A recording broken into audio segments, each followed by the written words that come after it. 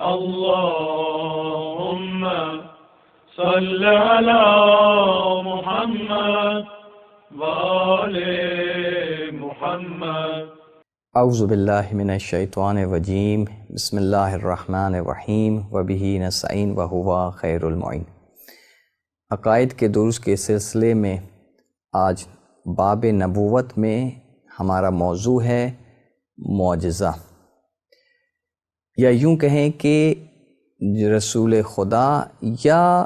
کسی بھی نبی خدا کی پہچان کا اور اس کی شناخت کا ذریعہ کیا ہونا چاہیے۔ کوئی بھی شخص آپ کے پاس آئے اور ادعا کرے یا کوئی دعویٰ کرے تو عقل اور منطق یہ کہتی ہے کہ اس کے دعویٰ کی سچائی اور اس کی بات پر یقین کرنے کے لیے آپ کے پاس کوئی دلائل ہونے چاہیے، یا یہ کہ وہ شخصیت اتنی سچی ہے کہ ہمیشہ سچ بات کہتی ہے، یا یہ جو وہ بات کہہ رہی ہے اس بات کے ثابت کرنے کے پاس اس کے پاس ثبوت موجود ہے۔ اب ہم آتے ہیں انبیاء علیہم السلام، جب آ کے دعوت دیتے ہیں اور خدا کی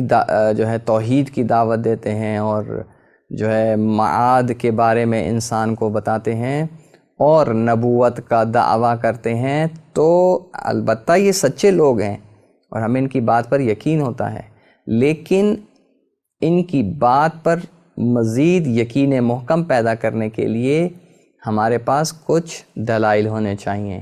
اور انبیاء علیہ السلام نے ہمیشہ وہ دلائل پیش کیے ہیں۔ معمولاً 3 قسم کے دلائل جو ہے اس کے ذریعے سے ایک نبی خدا کی شناخت ہوتی ہے۔ پہلی دلیل وہ قرائن، کہ جس قرائن میں اس نے کس انداز میں اپنے پیغامات کو پیش کیا اور حالات اور واقعات کے مطابق کیا وہ جو پیغامات اور جو دعوت تھی اس کی، اس سے کیا نتائج برآمد ہوئے، اس میں کتنی حقانیت تھی اور کتنی اس کی کردار اور گفتار میں اور اس کی دعوت میں آپس میں ہم آہنگی تھی۔ یہ سارے قرائن جو ہے جب اس کا مطالعہ کیا جاتا ہے تو کسی بھی نبی کی سچائی پر ہمیں یقین پیدا ہو سکتا ہے۔ دوسرا جو شناخت پیغمبر کا رستہ ہے وہ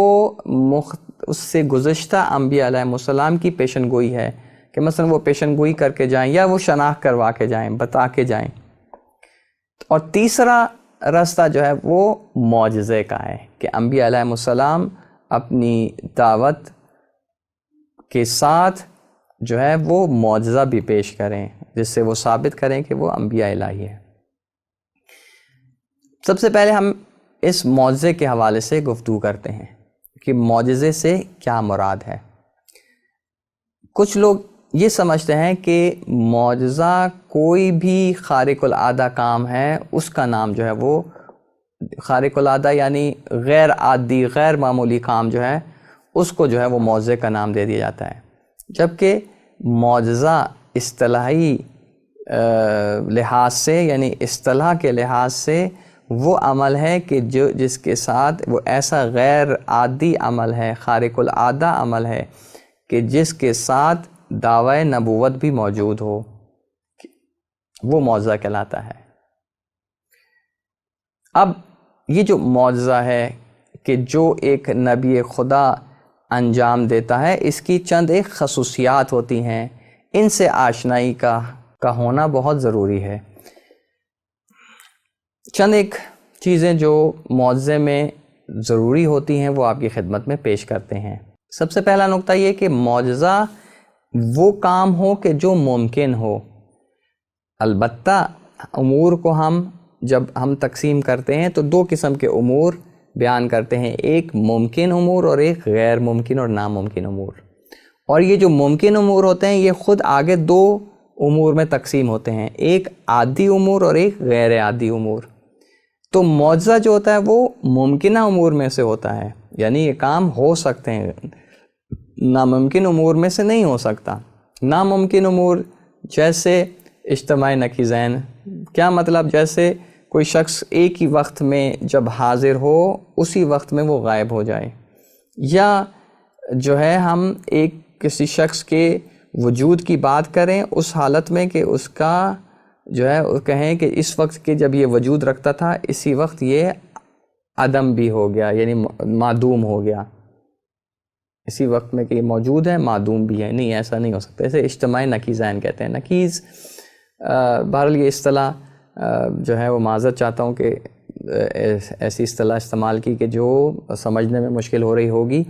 نقیض ہوتا ہے کہ کسی شے کا اپوزٹ، لیکن ایسا اپوزٹ کہ جو پلس اور مائنس کی شکل میں ہو، یس اور نو کی شکل میں ہو. مثال کے طور پر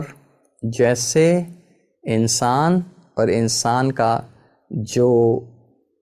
نقیض ہے وہ غیر انسان، کچھ بھی ہو سکتا ہے، انسان نہ ہو، وہ غیر انسان، یہ اس کا نقیض ہے. تو ایک وقت میں کہ ایک کوئی شخص انسان بھی ہو اور اسی وقت وہ غیر انسان بھی ہو تو کہتے ہیں یہ اجتماعی نقیضین ہے، اور یہ عقل کہتی ہے کہ یہ محال ہے. خوب، تو انبیاء علیہ السلام کے جو معجزات ہوتے ہیں وہ ممکنہ امور میں سے ہوتے ہیں، ناممکنہ امور میں سے نہیں ہو سکتے. اور دوسرا نقطہ کہ یہ جو امور معجزے کی شکل میں ظاہر ہوتے ہیں یہ عام انسان یا صاحب کامل انسان اپنی طاقت کے بل بوتے پر اس کام کو انجام دینے کی طاقت نہیں رکھتا ہوتا، صلاحیت نہیں رکھتا ہوتا، بلکہ الہی قدرت کے ذریعے سے، الہی جو ہے دی ہوئی طاقت کے ذریعے سے انسان خصوصی طاقت کے ذریعے سے وہ انجام دے سکتا ہے. اور تیسرا نقطہ یہ کہ جو معجزہ لانے والی شخصیت ہے وہ اپنے کام سے اتنا مطمئن ہو کہ اس کو معلوم ہو کہ دنیا کی کوئی بھی انسان، خدا کے علاوہ کوئی بھی طاقت جو ہے اس کو شکست نہیں دے سکتی. اور یہ طاقت کیوں کوئی بھی طاقت شکست نہیں دے سکتی؟ اس لیے کہ اس کو اطمینان ہوتا ہے کہ خدا ہی طاقت سے اس کو انجام دے رہا ہے. اور چوتھا نقطہ یہ ہے کہ وہ جو معجزے کو انجام دے رہا ہے تو کوئی بھی شخص اس کو شکست نہ دے سکتا ہو، اس کا توڑ نہ پیش کر سکتا ہو. اور آخری نقطہ کہ وہ جو معجزہ لے کر لایا جا رہا ہے وہ معجزہ دعوی نبوت کے ساتھ ہو، اور اگر ائمہ اطہار علیہم السلام ہے تو دعوی امامت کے ساتھ ہو، یعنی دعوی انبیاء کی یعنی دعوی نبوت کی تصدیق کے لیے ہو. اگر ہم تاریخ کے اوراق اٹھا کے دیکھیں، بالخصوص قرآن سے بھی اگر ہم رجوع کریں اس معاملے میں، تو بہت سارے انبیاء علیہ السلام بہت سارے معجزات لے کر آئے. جیسے حضرت عیسیٰ علیہ السلام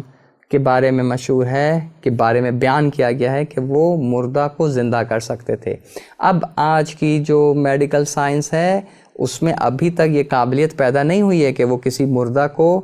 زندہ کر سکے، لیکن یہ ناممکن امور سے نہیں ہے. کیوں؟ خدائی مدد سے وہی روح کے جو انسان کے جسم سے نکلی ہے وہ واپس پلٹائی جا سکتی ہے. جس خدا نے اس جسم کو روح سے نکالا ہے وہ اس جسم کو، اس روح کو واپس اس جسم میں پلٹا سکتا ہے. تو یہ معجزہ جو ہے وہ حضرت عیسیٰ علیہ السلام انجام دیتے تھے. اسی طرح حضرت ابراہیم علیہ السلام کا جب ان کو آگ میں بھیجا گیا، پھینکا گیا، تو وہ آگ گلنار میں تبدیل ہو گئی. ان کو آگ نے ذرا سا بھی جو ہے وہ نقصان نہیں پہنچایا. تو یہ انسانی طاقت میں نہیں ہے، یہ خدائی طاقت ہے. بس اس بات کی طرف توجہ کرنا بہت ہی ضروری ہے کہ جو معجزہ ہوتا ہے وہ ناممکن امور میں سے نہیں ہوتا، ممکن امور سے، لیکن وہ ممکن امور کے جو غیر عادی ہوتے ہیں، عام روٹین میں انجام نہیں پا سکتے، اور اس کو خدائی طاقت کے ذریعے سے ان کو انجام دیا جاتا ہے. اچھا، یہاں پر ایک اور نقطہ بڑا اہم ہے کہ ہمیں جہاں جو ہے تفرید سے بچنا چاہیے. مثلا بہت سارے لوگ ہیں کہ جو اصلاً معجزے کا انکار کرتے ہیں، معجزے کو قبول ہی نہیں کرتے. تو جہاں ہمیں تفرید سے بچنا چاہیے، کسی بھی قسم کے معجزے کا وہ انکار کر دیتا ہے کہ حتیٰ انبیاء علیہ السلام کے معجزات کا بھی، تو اس کے مقابلے میں بہت سارے لوگ افراد کا شکار بھی ہیں. تو ہمیں خرافات کو معجزات کے ساتھ نہیں ملانا چاہیے. افراد کیا کرتے ہیں کہ ہر چھوٹی چھوٹی چیز کو معجزہ تصور کر کے اور پھر اس کو جو ہے وہ جو ہے اس کی وجہ سے گمراہی کا باعث بنتے ہیں. تو معاشرے میں ہم دیکھتے ہیں، اور یہ بالخصوص جو معاشرہ زیادہ پڑھا لکھا نہیں ہوتا، علم کے زیور سے محروم ہوتا ہے، ان معاشروں میں اس قسم کے جو ہے مشکلات زیادہ پائی جاتی ہیں کہ ہم آئے روز جو ہے وہ سنتے رہتے ہیں کہ فلاں جگہ پہ فلاں معجزہ ہو گیا، فلاں جگہ پہ فلاں معجزہ ہو گیا، مثلا جو ہے وہ علم پہ شبی دکھائی دینے لگی، یا علم سے جو ہے خون ٹپکنا شروع ہو گیا، پانی ٹپکنا شروع ہو گیا، یا اس قسم کی چیزیں کہ جس کے پیچھے جو ہے کوئی علمی اور جو ہے الہی کوئی دلیل موجود نہیں ہوتی ہے، اس کو بھی ہم جو ہے وہ معجزے میں جو ہے وہ کرنے لگتے ہیں۔ بلکہ میں یوں کہوں، اس بات کو یوں کہوں کہ جو ہے وہ کسی عوامل کی وجہ سے، جو عناصر اور قدرتی عوامل اور عناصر جمع ہو جاتے ہیں اور اس کی وجہ سے وہ کام پیش آیا ہے، تو ہم اس کو ہمیں سمجھ نہیں آیا، اپنی جہالت کی وجہ سے اس کو معجزہ تصور کرنا شروع کر دیا۔ تو خرافات کو اور معجزات کو کبھی بھی آپس میں ملانا نہیں چاہیے۔ خوب، اب اگلا سوال یہاں پر پیدا ہوتا ہے کہ پھر خارق العادہ کاموں میں اور جو ہے معجزات میں فرق کیا ہے؟ اس میں ہم آپ کو بتاتے چلیں کہ سب سے پہلی بات یہ کہ جو خارق العادہ کام کرتے ہیں، جادو کرتے ہیں یا اس قسم کے امور کو انجام دیتے ہیں کہ جو عام روٹین میں انجام نہیں پا رہے ہوتے، تو یہ لوگ خاص جس فن کے ماہر ہوتے ہیں اسی فن میں یہ کام کو انجام دیتے ہیں، جس ہنر کے ماہر ہوتے ہیں، یعنی ان کی جو خارق العادہ کام یہ آپ کو دکھائیں گے وہ ایک خاص محدود اس میں ہوگی، اور جس کی انہوں نے جو ہے وہ پریکٹس کی ہے، جس کی تمرین کی ہے، اس سے ہٹ کر نہیں کروا سکتے۔ آپ ان سے کہیں کہ جس سے ہٹ کر کوئی اور چیز کر کے دکھاؤ تو وہ نہیں کر کے دکھا سکیں گے۔ لیکن انبیاء علیہ السلام کے پاس خدا نے اتنی صلاحیت اور قابلیت دیتی ہے کہ اگر خدا کی حکمت اس میں ہو تو وہ دنیا کا ہر وہ کام جو غیر عادی ہے، خارق العادہ ہے، وہ انجام دے سکتے ہیں۔ تو پس ایک شخص جو خارق العادہ کام انجام دیتا ہے، وہ اس کی جو فعالیت ہوتی ہے، اس کے امور ہوتے ہیں یا اس کے جو غیر عادی کام ہوتے ہیں، یہ محدود ہوتے ہیں۔ لیکن انبیاء علیہ السلام ہر قسم کا غیر عادی کام اگر خدا کی حکمت ہو، مصلحت ہو، تو اس کو انجام دینے کی خدا کے اذن سے صلاحیت رکھتے ہیں کہ اس کو معجزے کے طور پر پیش کر سکیں۔ اور دوسرا نقطہ کہ یہ جو کام جسے جادو بھی کہا جاتا ہے، شعبدے بازی بھی کہا جاتا ہے، یہ ایک ایسا کام ہے کہ کوئی دوسرا شخص بھی، کیونکہ یہ تمرین کے ذریعے سے، پریکٹس کے ذریعے سے اس نے یہ کام انجام دیا ہوتا ہے، تو ایک دوسرا شخص بھی اس شعبدے کو، اس جادو کو، اس کام کو انجام دے سکتا ہے۔ لیکن انبیاء علیہ السلام کا جو معجزہ ہے وہ مخصوص ہوتا ہے انبیاء علیہ السلام سے، اور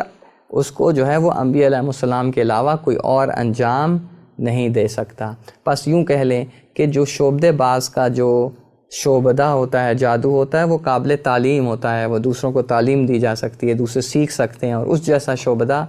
انجام دے سکتے ہیں، اس جیسا جادو انجام دے سکتے ہیں۔ لیکن معجزہ قابل تعلیم نہیں ہوتا، بلکہ یہ خدا کی طرف سے دی ہوئی خاص صلاحیتوں کی بنا پر ہوتا ہے، اور خاص افراد جو خدا کے برگزیدہ بندے ہوتے ہیں، انتخاب شدہ بندے ہوتے ہیں، خدا کے انبیاء ہوتے ہیں، خدا کے اذن سے وہ غیر معمولی کام انجام دیتے ہیں، اور کوئی بھی کام انجام دے سکتے ہیں، اور کوئی دوسرا شخص ان کاموں کو انجام دینے سے عاجز ہوتا ہے، اس لیے اس کو معجزہ کہا جاتا ہے۔ تو پس آج ہم نے اتنی مختصر سی گفتگو میں جانا کہ انبیاء علیہ السلام کی شناخت کے 3 راستے ہیں، ان میں سے ایک راستہ جو ہے وہ معجزہ ہے، اور جو معجزہ ہے وہ عام خارق العادہ کاموں سے جو ہے وہ مختلف ہوتا ہے، معجزے کی کچھ شرائط ہوتی ہیں، اور یہ خرافات سے بالکل جدا ہوتا ہے۔ اور جو انبیاء علیہ السلام یہ جو معجزہ لے کر آتے ہیں، یہ اپنی نبوت کی صداقت کے طور پر جو ہے یہ معجزے کو پیش کرتے ہیں، اور الحمدللہ خدا کا شکر ہے کہ ہم ان لوگوں میں سے ہیں کہ جو ہم انبیاء علیہ السلام کے معجزات کو قبول کرتے ہیں، ان کے اوپر ایمان لاتے ہیں، اور انبیاء علیہ السلام کی تعلیمات پر عمل پیرا ہوتے ہیں، اور پروردگار سے یہی دعا کرتے ہیں کہ پروردگار ہمیں حقیقی معنوں میں انبیاء علیہ السلام کی سیرت پر عمل پیرا ہونے کی توفیق عطا فرمائے۔ والسلام علیکم ورحمۃ اللہ وبرکاتہ۔ اللهم صل على محمد وآل محمد